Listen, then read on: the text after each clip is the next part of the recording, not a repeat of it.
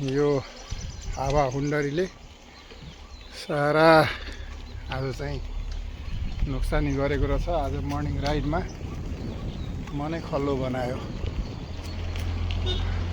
आफू पनि राति सुत्ने बेलामा भेन्टिलेटरबाट पानी झऱ्यो। मार्च आज 13 तारिक होला, शुक्रबारको दिन। पानी खेतभरि छ, घर घरमा समस्या छन्। अब साइकलले साथीहरू पनि आज कोही आउनु भएन, एक्लै राइड गर्दै गर्दै हिँडिरहेको छु।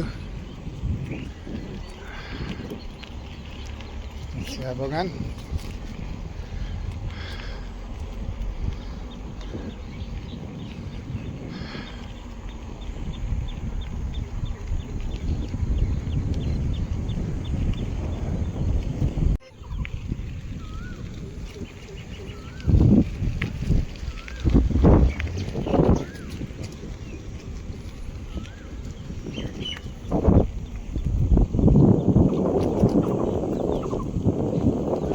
नमस्ते। यही morning ride, morning walk get together हुँदैछ।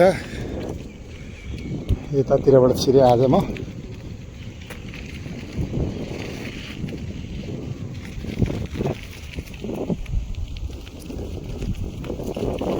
सबैलाई नमस्ते। बगानका रुख बिरुवाहरू यसरी भाँचेका ढलेका ठाउँमा दाउरा लिनको लागि मान्छेको बिहानैदेखि नेपालको धेरै पुरानो गौशाला, जसले अहिले व्यवस्थित तरिकाले आफ्ना सम्पत्तिहरूलाई लिजमा लगाएर यसरी यी सबै खेत फाँटहरूमा चाहिँ लिजमा दिएर खेती गर्न थालेको छ। यो रमाइलो छ। यसरी नोक्सान भएको छ हरेकको घरमा।